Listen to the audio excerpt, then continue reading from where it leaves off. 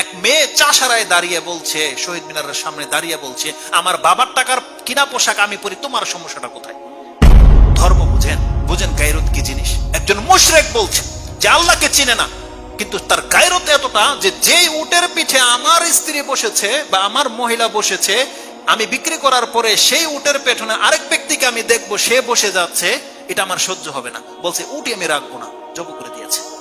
আজকে আমার সাথে আপনার পরিচিত আছে বিদায় আপনি হুট করে আমাকে ঘরের ভিতরে ঢুকিয়ে দিলেন, অথচ আপনার ঘরের জানেন, আপনি পর্দা করেন, আপনার মা বোন, আপনি যে কারো জন্য আপনার দরজা খোলা রেখেছেন, এটা আপনার গায়রতের লক্ষণ নয়, বটেছে এটা বেগায়রতের লক্ষণ। আপনার মধ্যে সেই জালাসি নাই যে আপনার মধ্যে একটা আত্মসম্ভ্রম বোধ বলতে যেটা বুঝায়, ওটা আপনার নাই, যদি আপনি নিজেকে মুসলিম দাবি করতেছেন।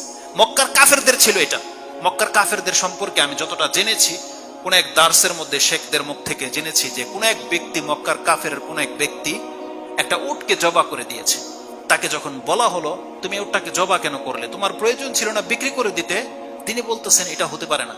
যেই উটের পিঠে আমাদের ঘরের মহিলারা বসেছে, আমার মা বা বোন বা আমার স্ত্রী বসেছে, সেই উট আমি বিক্রি করবার, সেই উটের উপরে অন্য কোনো পুরুষ বসবে, এটা আমার সহ্য হবে না।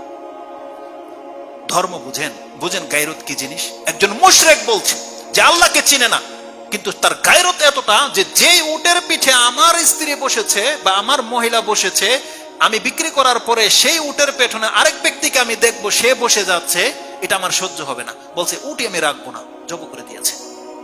এটা হচ্ছে গায়রত। এক সাহাবী তো বলেছিল, ইয়া রাসূলুল্লাহ, যদি আমি আমার স্ত্রীর সাথে অন্য কোনো পুরুষকে দেখে আমি কিন্তু তাকে হত্যা করে দেব। সাহাবীরা বলছে বলে কি? রাসূল সাল্লাল্লাহু আলাইহি ওয়াসাল্লাম বলছে, তোমরা কি তার গায়রত সম্পর্কে আশ্চর্য হচ্ছ? তার চাইতে বেশি গায়রত আমি মুহাম্মদ সাল্লাল্লাহু আলাইহি ওয়াসাল্লাম রাখি, আর তার চাইতে বেশি গায়রত হচ্ছে আল্লাহ সুবহানাহু ওয়া তাআলার। এজন্য আল্লাহ সুবহানাহু ওয়া তাআলা ফাহিশাকে হারাম করেছে। এই হাদিসটা মুসলিমে আছে যে আল্লাহর চেয়ে বেশি গায়রত আর কারো নাই, যার ফলে আল্লাহ সুবহানাহু ওয়া তাআলা অবৈধ সম্পর্ককে হারাম করেছে। আল্লাহ এটা পছন্দ করে না, মোটেও। আল্লাহ মোটেও পছন্দ করে না। যেটা আল্লাহ কোনো পুরুষ পছন্দ করে না, এটা আল্লাহ পছন্দ করে না। আল্লাহ পুরুষদের মধ্যে বা মানুষের মধ্যে এই ফিতরত দিয়ে দিয়েছে যে একটা পুরুষ কি যত খারাপই হোক, ওকে পছন্দ করে যে ওর মেয়ের সাথে, ওর বোনের সাথে অন্য কোনো ছেলেকে দেখুক, পছন্দ করে? এটা করে না। এটা হচ্ছে গায়রত। আর যেই ব্যক্তির এই গায়রতটুকু নাই, ও মানুষই নেই আসলে। ওর চেয়ে ওই মুশরিকরা অনেক বেশি গায়রত রাখে। মুসলিমদেরকে আরো বেশি গায়রত সম্পূর্ণ হতে পারে। আপনাদেরকে এরকম হতে হবে যে আপনার ঘরে যেন এরকম বেহায়ামি না থাকে।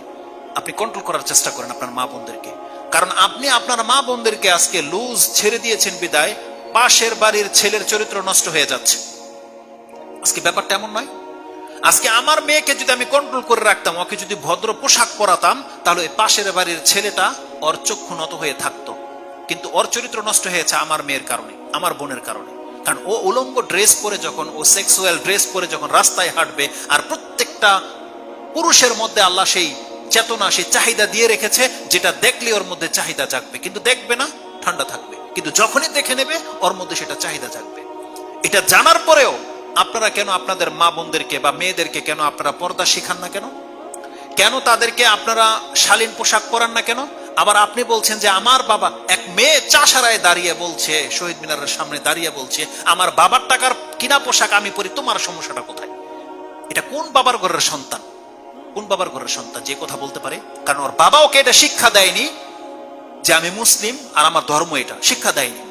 তাই তো ওর বলতেছে যে আমার বুক বেঁচে থাকবে, আমার বাবার সমস্যা হয় না, তোমার কেন সমস্যা হয়? এই ভাষাটা ব্যবহার করেছে। আপনি কি মনে করেন? সুবহানাল্লাহ। বাংলাদেশের পুরুষ কি সব হিজরা বা কি, মানে ওই খোঁজা, যে কারো কোনো উত্তেজনা তৈরি হবে না? যখন খোঁজা হয়ে যাবে যে কারো কোনো উত্তেজনা নাই, তখন যদি সে এভাবে আসে, তখন সে বলতে পারে যে আমাদেরকে দেখলে তো তোমাদের এমন কোনো কিছু হওয়ার কথা নয়, আমরা যেমন খুশি তেমন পড়বো, তোমাদের কি? কিন্তু এটা কি ইসলাম? আল্লাহ সুবহানাহু ওয়া তাআলা প্রত্যেকটা মানুষের ফিতরতের উপর আমাদেরকে সৃষ্টি করেছে, যে ফিতরত হচ্ছে আপনি একটা এরকমের বেহায়া মহিলাকে দেখবেন, আপনার সমস্যা হবে, এটাই স্বাভাবিক।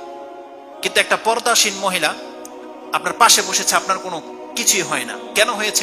এটাই হলো ফিতরত। এটা আমাদের মা বোনদেরকে শিক্ষা দিতে হবে। আর উপরন্তু তাদেরই সব যে দোষ তা নয়, আমাদের ছেলেদেরকেও আপনি জেনে নেন, হাসরের মাঠে যখন বিচার হবে, তখন কি বিচার হবে? এমন যে আল্লাহ ও বেহায়া ছিল বিদায় ওর দিকে আমার চোখ গেছে, এমনটা? বরং আল্লাহ সুবহানাহু ওয়া তাআলা আরশের নিচে যে 7 শ্রেণীর মানুষের ছায়া দেবে, তার মধ্যে এক ছেলেকে 7 শ্রেণীর মানুষকে ছায়া দেবে না? এক শ্রেণীর মানুষ হচ্ছে এমন এক ছেলে, যেই ছেলেকে, যেই পুরুষকে এমন এক মহিলা ডেকেছিল, যেই মহিলা এক তো সুন্দর ছিল, ক্ষমতাবান ছিল, সুশ্রী ছিল, একা ছিল, ডেকেছে, কিন্তু সেই ছেলে যায়নি, সাড়া দেয়নি তার ডাকে, বলেছে ইন্নী আখাফুল্লাহ, আমি আল্লাহকে ভয় করি। তাহলে যে ছেলেকে ডাকা হয়েছে সেই ছেলে যায়নি, আল্লাহ সুবহানাহু ওয়া তাআলা বলছেন ওকে আরশের নিচের ছায়া দেওয়া হবে। কিন্তু আজকে আমাদের চরিত্রকে ডাকতে হয় না, আপনি ওর পেছনে পেছনে হাঁটেন, আপনাকে আল্লাহ মাফ করে দেবে। তাহলে আমাদের চরিত্র আজকে লেজ হয়ে গেছে, একেবারে লেজ হয়ে গেছে। অতএব দুই পক্ষ থেকে আমাদেরকে কন্ট্রোল করে চলতে হবে, যাতে করে আমাদের দ্বারা কোনো মহিলা ফিতনায় না পড়ে, আর কোনো মহিলার দ্বারা যেন আমরাই ফিতনায় না পড়ি। এই জন্য দুই পরিবারকেও কিন্তু জবাবদিহিতার আন্ডারে কাল কিয়ামতের মাঠে নিয়ে আসা হবে। আল্লাহ যেন আমাদেরকে বোঝার, সে অনুযায়ী আমল করার তৌফিক দান করে।